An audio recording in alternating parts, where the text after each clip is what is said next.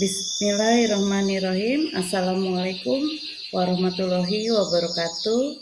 Bertemu kembali dengan saya, Sari Juwitaningsih, NIM 5011999985 pada sesi diskusi 9 mata kuliah Studi Komparatif Pendidikan Dasar di berbagai negara. Sebelum kita memulai sesi diskusi ini, izinkan saya memperkenalkan diri. Saya Ibu Sari. Saat ini saya mengajar di SDN Jati Bening 4, Kota Bekasi, dan beberapa masalah pendidikan yang diuraikan dalam artikel sesi 9.1 tentang negara-negara maju atau OECD juga saya rasakan dalam konteks sekolah saya. Dari artikel tersebut, maka saya dapat menarik kesimpulan ada beberapa persamaan yang saya alami terutama di sekolah saya. Antara lain, adanya kesenjangan akses dan outcome. Siswa dari keluarga kurang mampu terkadang kurang akses untuk ke perangkat atau internet pada pembelajaran jarak jauh. Yang kedua, kebutuhan penguatan guru, di mana guru-guru membutuhkan pelatihan berkelanjutan untuk meningkatkan praktek pengajaran dan penilaian formatif. Guru juga dituntut untuk konsisten dengan rekomendasi dari OECD tentang investasi pada profesionalisme guru. Selain itu, ada kesenjangan hasil belajar. Seperti di negara maju, adanya variasi kemampuan siswa di kelas cukup tinggi. Selain itu, faktor ekonomi keluarga serta dukungan belajar di rumah dan akses terhadap perangkat digital ternyata sangat mempengaruhi capaian belajar. Kemudian adanya tuntutan peningkatan kompetensi guru, di mana guru dituntut terus untuk beradaptasi dengan perubahan kurikulum dan integrasi teknologi, mirip dengan tantangan yang dialami guru-guru di negara OECD.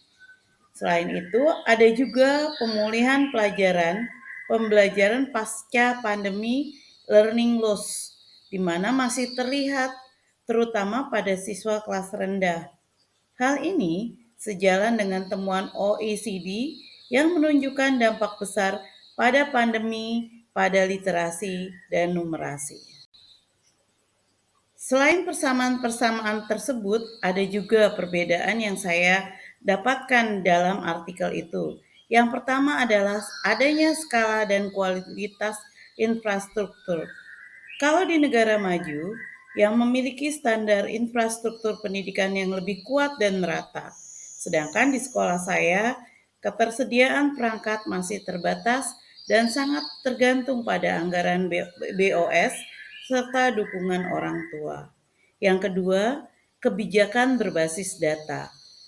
Jika di negara OECD menggunakan data komprehensif untuk menentukan intervensi, di sekolah saya proses pengumpulan dan analisis data akademik masih sangat sederhana dan manual.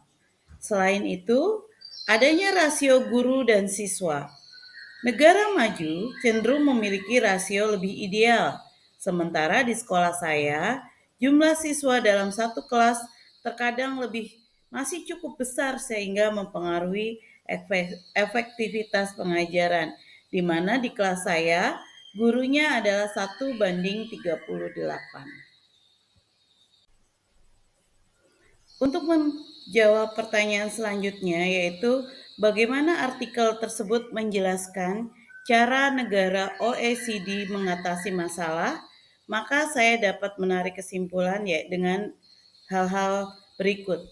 Inti langkah-langkah yang dipaparkan atau diobservasi dalam literatur OECD meliputi yang pertama adalah kebijakan pro-equity, di mana program tertarget untuk siswa kurang mampu, adanya bantuan tambahan, program penguatan awal, karena ketimpangan sosioekonomi merupakan determinan kuat hasil belajar. Yang kedua, adanya investasi pada guru dan staf pendukung berupa peningkatan pelatihan, rekrutmen guru, yang berkualitas dan dukungan profesional yang berkelanjutan.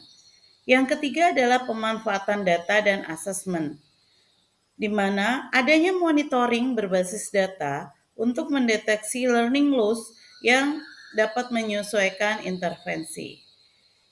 Langkah yang keempat adalah penguatan sistem pembelajaran non-formal atau VET, diversifikasi jalur agar pendidikan relevan dengan pasar kerja. Langkah yang kelima adalah respon terhadap gangguan, di mana adanya pengembangan infrastruktur pembelajaran jarak jauh dan strategi pemulihan pembelajaran. Nah, 5 langkah ini menekankan bahwa solusi bersifat sistemik, yaitu kebijakan makro ditambah implementasi mikro, bukan hanya intervensi satu sekolah. Keterkaitannya dengan modul 7 adalah yang pertama adalah kebijakan berbasis bukti. Di modul 7 menggarisbawahi bahwa negara-negara maju berhasil karena konsisten menggunakan data untuk perencanaan. Hal ini sesuai dengan praktik OECD. Yang kedua, adanya kualitas guru sebagai faktor penentu. Di modul menegaskan bahwa performa guru sangat menentukan kualitas sistem pendidikan, sama seperti pendekatan OECD yang investasi terbesar diarahkan pada guru. Yang ketiga adalah adanya pemerataan dan akses, di mana di modul 7 membahas bahwa negara yang unggul selalu menekankan keadilan akses pendidikan sama dengan fokus equity dalam artikel OECD.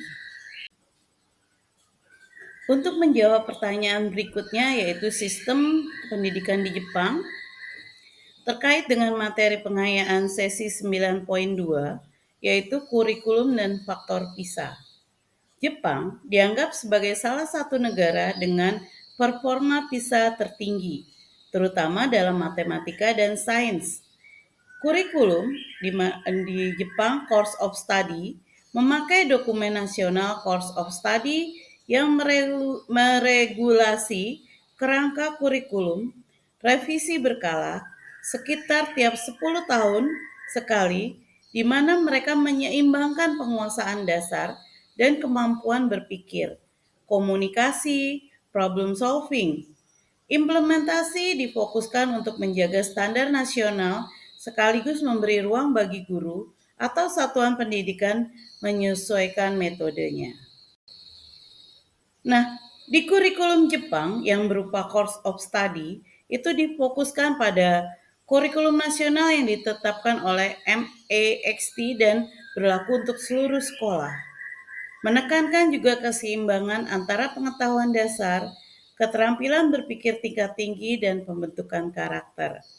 Mereka juga menggunakan pendekatan active learning diperkuat dalam revisi kurikulum terbaru. Memberikan juga ruang adaptasi bagi sekolah dan guru, namun tetap menjaga standar nasional. Untuk menjawab pertanyaan B tentang faktor keberhasilan Jepang dalam PISA, maka dapat ditarik kesimpulan bahwa yang pertama adalah standar nasional yang konsisten, di mana kurikulum yang jelas, terstruktur, dan stabil memberi arah yang sama bagi semua sekolah. Yang kedua adalah kualitas guru yang tinggi. Guru diwajibkan mengikuti pelatihan intensif dan penelitian pembelajaran atau lesson study sehingga praktik mengajar terus berkembang. Yang ketiga adalah penguatan budaya belajar, di mana siswa terbiasa dengan disiplin, tanggung jawab, dan kerja keras ditambah dukungan kuat dari keluarga. Yang keempat, adanya asesmen formatif dan umpan balik, di mana seorang guru memberikan bimbingan langsung, memastikan siswa memahami konsep secara mendalam, bukan hanya sekedar hafalan. Yang keempat adalah pemerataan kualitas sekolah, di mana kesenjangan antar sekolah rendah sehingga kualitas layanan pendidikan harus relatif seragam agar semua siswa mendapatkan pelayanan yang baik dalam kegiatan pembelajarannya. Berikut adalah implikasi praktis untuk sekolah saya, yaitu SDN Jati Bening 4 Kota Bekasi. Yang pertama adalah sekolah saya harus fokus pada equity, yaitu mengidentifikasi siswa berisiko tertinggal. Saya harus membuat intervensi target dengan bantuan alat atau tutoring. Yang kedua adalah profesionalisme guru, maka dirancanglah pendidikan guru berkelanjutan yang fokus pada asesmen formatif dan pengajaran yang bersifat berpikir kritis. Lalu, guru juga dituntut untuk beradaptasi dengan kurikulum lokal, yaitu menggunakan prinsip course of study. Artinya, adanya keseimbangan antara penguasaan dasar dan keterampilan berpikir sebagai inspirasi untuk penyusunan RPM dan kegiatan pembelajaran. Yang langkah keempat yang harus dilakukan adalah gunakan data sederhana, yaitu monitoring kelas untuk mendeteksi learning loss dan menilai efektivitas intervensi. Dari presentasi tersebut maka dapat ditarik kesimpulan bahwa masalah pendidikan di negara maju ternyata sebagian juga terjadi di sekolah-sekolah di Indonesia, terutama pada kesenjangan kemampuan siswa dan kompetensi guru. Lalu ada juga negara OECD mengatasi masalah tersebut melalui reformasi kurikulum, penguatan guru, pemerataan akses, dan kebijakan berbasis data. Artikel tersebut sangat relevan dengan modul 7 MPDBR 5302 yang menyoroti studi komparatif dan pentingnya belajar dari praktik negara maju. Sistem pendidikan Jepang menonjol karena kurikulumnya yang terstandar namun fleksibel, budaya belajar yang kuat, guru yang profesional, serta praktik kelas yang berkualitas seperti adanya listen study sehingga berkontribusi pada tingginya skor PISA. Berikut adalah daftar pustaka sesi diskusi 9. Atas perhatiannya, saya mengucapkan banyak terima kasih.